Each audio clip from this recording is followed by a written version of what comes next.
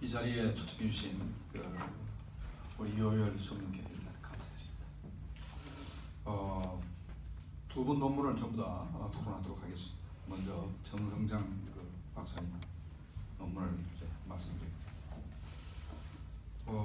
정말 북한 체제를 이해하는 것이 장님이 코끼리 만드는 것 같은 그런 힘든 작업인데, 이제 오랜 세월 동안 또 여러 사람이 장님이 코끼리 만졌다니까 이제는 거의 실제로 파악하시는 것 같아요. 아주 그래도 정말로 논문이 깊이가 있고, 또 제가 봐도 거의 현실에 부합하는 그런 논문을 쓴 것 같습니다.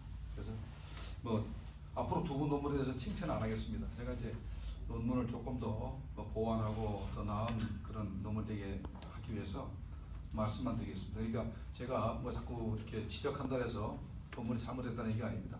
대단히 훌륭한 논문입니다. 둘 다. 더 이상 말할 필요가 없을 정도로 훌륭한데, 자 먼저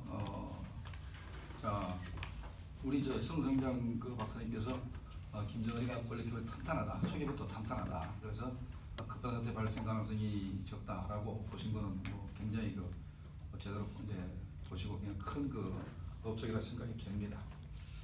그게 김정일이한테 통치하는 시스템을 물려받았으니까 아마 여기 있는 어떤 분이 들어가도 북한 체제 장악할 수 있습니다. 네, 그러니까 시스템만 물려받으면 통치를 할 수 있게 만들어놨습니다. 모든 권력 경화를 이렇게 나눠가지고 서로 견제를 하게 만들어놨기 때문에 어느 조직도 함부로 최고 권력자한테 도전할 수가 없게 돼 있습니다. 그걸 팩스 정치니 하면서 전부 다 서로 보고서를 비교를 시키고, 이 수평으로는 도대체 대화가 안 되게 만들어놨고, 출근할 때 서로 눈도 못 맞춘답니다. 장관끼리도 눈도 못 마주치고 사관끼리도 눈도 못 맞춘답니다. 만약에 한 놈 걸리면 다 죽으니까 눈도 안 맞추는 상태에서 어떻게 쿠데타를 하겠습니까? 여기 어느 누구도 북한에서 지도자가 되면 당장 북한을 통치할 수 있게 되어 있습니다. 자, 그 다음에 단편적인 얘기 좀 합시다. 김설성이가 북한의 실세다, 이거는 좀 안 맞는 것 같습니다. 자, 기본적으로 곁가지 무리가 권력을 갖는다, 이거는 북한의 상식에 어긋나는 겁니다. 말이 안 되는 거예요. 나는 김설성이가 그냥 아줌마다, 북한의 아줌마인데 그래 김일성 딸이니까 그래도 밥은 굶기지 않을 거다. 김정일 딸이니까 밥은 굶기지 않을 거다. 그냥 나름대로 시집 가가지고 괜찮은 직장에서 무슨 외화상점 이런 데서 장사하는지는 모르겠으나 김설성이가 분명히 그런 좋은 위치, 조직지도라든가 호위총무라든가 이런 데서 김정은이 뭘 짜고 무슨 일정을 짜고, 이건 말도 안 되는 얘기입니다. 이거는 격가지 무리한테 그런 걸 줄 수가 전혀 없습니다. 이건 말이 안 되는 거고. 그 다음에 이제 우리 보면은 김용순이 교통사고 얘기 나옵니다. 북한에서 고위 간부층에서 벌어진 교통사고는 있는 그대로 교통사고입니다. 한 건도 음모에서 살해한 적 없습니다. 만약에 단 한 건이라도 최고 통치권자가 원치 않는데 사람을 죽였다, 그러면 김정일이나 김정은이가 허수아비입니다. 여러분들이 만약에 북한에서 최고 권력자가 원치 않는 암살사건이 벌어졌다고 주장하는 사람이 있다면 그 사람은 자기 스스로 김정은이가 허수아비라고 주장하는 것과 똑같습니다. 그건 말이 안 되는 얘기입니다. 제가 아무리 주장을 해도 믿질 않아. 왜? 음모론이 재밌으니까. 음모론은 웃기는 겁니다. 만약에 김정일 시대에 김정일이 원치 않는 사람, 아주 사랑하는 사람, 김영순이든 누구든 이재강이든 누구든 간에 만약에 어떤 놈 죽였다, 그러면 김정일을 허수아비라는 겁니다. 어떻게 북한 체제에서 1인 독재 체제에서 그런 일이 벌어질 수 있습니까? 그거 주장하는 자체가 웃기는 겁니다. 제발 좀 멈췄으면 좋겠습니다. 이걸 내가 방송에 얘기해도 아무도 믿질 않아. 왜? 음모론이 재밌으니까. 말 통하지 않는다고. 이제 깎아갑니다. 자, 그 다음에 김병희는 이제 건강을 거의 회복했대요. 그래서 이제 아마 모자라서 나타날지도 모르는데, 김원홍이를 현재 숙청을 한다, 국가안전보위성의 부부장급들을 처형을 했다는 얘기를 나오는데, 아직 섣부른 예측입니다만 지금까지 사람을 많이 죽인 그런 자기의 김정은이의 그런 살인마 같은 모습을 김원홍한테 좀 뒤집어 씌워가지고 혹시나 자기가 죽인 사람 중에서 복권을 시킬 사람이 있는 거 아닌가 우리가 의심해 볼 필요가 있어요. 이건 근거가 없기 때문에 오로지 그냥 추측인데 혹시나 장성택이를 복권시키지 않는가 라고 우리가 의심해 볼 필요가 있습니다. 현재 고모부를 죽이게 만든 것은 바로 김원홍이다. 왜 국가안전보위부 특별재판소에서 재판을 했는데 전부 다 김원홍이가 고문해가지고 죽였을 가능성. 그러니까 뒤집어 씌우면은 장성택이 복권을 시키는데 전혀 문제가 없을 수 있습니다. 근데 그 물론 완전히 추측이기 때문에 그거 뭐 두고 봐야 할 일이고. 그다음에 이제 김정은이가 뭐 8월 84년 1월 8일생을 얘기한 거는 제가 조선일보에다가 아주 그냥 그 논문을 쓴 게 제가 쓴 게 A4용지로 나와가지고 딱 얘기를 했어요. 그런데 그 이후에도 계속 떠들대. 아니 내가 84년 1월 8일생이라고 믿어야지. 그걸 왜 자꾸 참 깝깝해서 그때 제가 글을 안 쓰려고 했는데 정보기관이 무슨 저 김정은이 생일도 모르고 이름도 모른다 해가지고 홧김에 글을 써서 그때 조선일보에 A4용지 하나 정도 나와가지고 제가 정리를 한번 했었습니다. 그 다음에 고영숙인지 고영인지 왜 용자인지 영자인지 잘 모른다 그러는데 요번에 김철이 어떻게 썼습니까? 철 CK 어떻게 썼어요? CHOL 썼어요? 뭐라 썼어요? 철을 처리했는데 북한 사람들이 여권에다 그렇게 써가지고 다니니까 할 수 없이 영인 줄 알았고 고영이가 미국으로 망명했을 때도 우리 언론에 고영이라 해도 고영이가 가만히 있었어. 근데 고영이가 맞는 줄 알았지. 근데 이제 와서 자기 고영이라 그러잖아. 어쩔 수 없는 거예요. 방법이 없다고. 그 다음에 이제 아까 우리 정성규 박사님 뭐랬냐면은 김정은이가 8살 때 뭐 조그만 때 별 막 달았다고 그래. 하나에서 4개 달았다 그러잖아. 그건 어린이 놀이지. 어린이 놀이. 이건 놀이고 놀이 자체를 그걸 가지고 어릴 때부터 후계자를 만들려고 그랬다. 이거는 좀 돌이피하기 있습니다. 북한에서 최고 지도자가 만 60전에는 후계자 논의가 전혀 없었습니다. 김일성도 마찬가지. 김정일 씨도 마찬가지. 후계자 소리 입밖에 낼 수도 없어. 아버지가 만 60이 되면 그때 후계자 얘기를 하는 겁니다. 김정일도 마찬가지. 만 60세가 언제입니까? 계산해 보세요. 그 이후에 그러면 2002년도 이후에 후계자를 얘기하는 거지 그 전에 얘기를 못 합니다.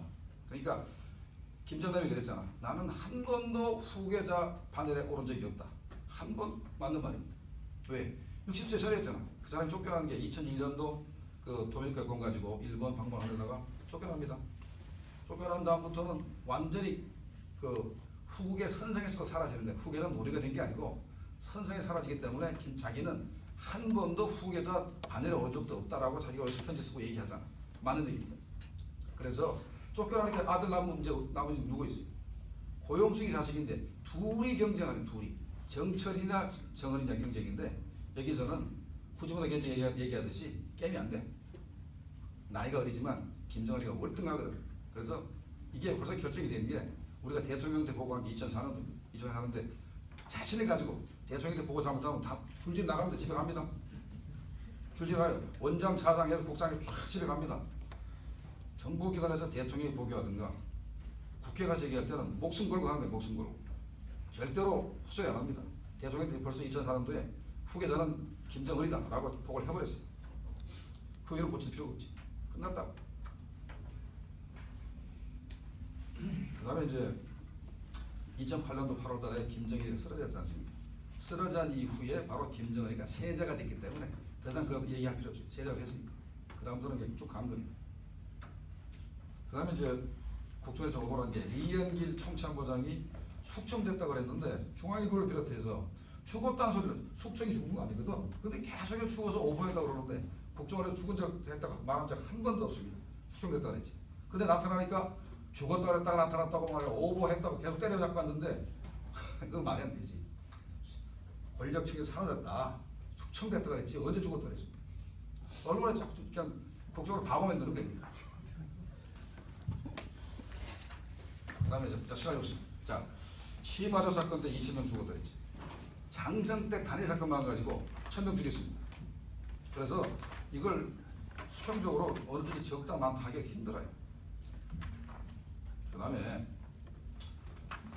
김정은이가 어떤 사람이냐, 감정 조절 능력이 부족하다. 그건 맞는 얘기입니다. 그래서 정신병자와 정상인 사람의 경계선이 있지 않느냐 이렇게 생각을 하고 제일 재밌는 거는 똑같은 잘못을 저질렀는데 어떤 부하는 그냥 묵인하고 어떤 놈 죽여버립니다. 여기 문제 있습니다. 법의 통치가 아니고 사람의 통치하니까 그냥 죽여버리는 게 문제. 그 다음에 이 논문에서 이제 그 리더십 얘기를 하면서 우리 저 중앙일보에서도 보고 간 게 있죠. 빨치산 가게를 자꾸 죽여요. 빨치산 가게를 죽이든가 아니면 죽청시키든가 한 줄 내보낸단 말입니다. 그래서 오준호 아저씨 명 사라진 거 이 부분을 좀 지적 안 하는 게 좀 문제가 있는 것 같고, 그 다음에 김정은이 죽인 사람 보면 말이죠. 관찰해 보세요. 인물이 잘생기든가 말을 잘하든가 자기보다 키가 크면 죽입니다. 잘 보세요. 자기보다 못생기고 환경사를 조그만하고 찌그러지면 잘 안 죽입니다. 네, 좀 그런 게 있어요. 그 다음에 김정은 인기가 좋은 건 딴 거 다 할 거 없이 장마당을 풀어놨기 때문에 인민들이 살기가 편하니까 인기가 있는 것 같아요. 그 다음에 이쪽에 시간이 많이 넘어가가지고, 그 다음에 이제 우리 홍균 박사님 말씀하신 거는 제가 많이 적어놨는데, 핵미사일이 그 장기 집권을 위한 안정적 통치 기반이라 말씀하시는 맞는 얘기인데, 그래도 한 가지 지적 안 하신 게 그걸 업적으로 해서 권력 장악을 근거로 삼는, 자기가 통치자로서의 근거 삼는 걸 지적 안 하신 것 같아요. 그거를 조금 지적하면 좋을 것 같고, 근데 핵무기의 그 공격적 성격을 말씀하셨는데 이 방어적 성격도 강하죠. 만약에 재래식 전략이 약하기 때문에 한미군이 공격을 하면 평양을 뺏길 수 있다는 생각을 있으니까 방어 성격도 강한데 그거 지적도 안 하신 것 같고, 그 다음에 북한이 김정은 지시에서 2012년도 8월 달에 핵무기를 사용해서 7일 만에 통일하겠다고 7일 전쟁 계획을 세웠기 때문에 이런 부분이 있다는 거. 이건 뭐 호론적 핵운행 논리로 포괄적으로 말씀하신 것 같고, 그 다음에 전략권 창설 자체가 이제 14년도 됐지 않습니까? 저는 이제 질문하고 싶은 게 이게 핵무기 실전 배치가 아니겠는가? 전략 로켓통을 사령부가 전략권 사령부로 바뀐 것이 핵무기 실전 배치가 아니겠는가 의심을 합니다. 뭐 이게 아직까지 뭐 근거는 없습니다만, 그래서 전략권이 현재 10,000명 된다고 국방백서에 올해 나왔습니다. 그래서 실전 배치가 아니겠나 생각하고, 그 다음에 국가안보하고 리더십하고 정권안보를 동일시한다. 그거 당연한 거 아닙니까? 가산제 국가에서 그거 당연한 규결에서 생각을 하고, 그 다음에 이제 군수공업부하고 제2경제위원회가 당 중앙군수위원회 소속이 아니다. 그래서 김정은 직접 지시한다. 그러면 뭐 이게 정보국 산하라서 그런 건가?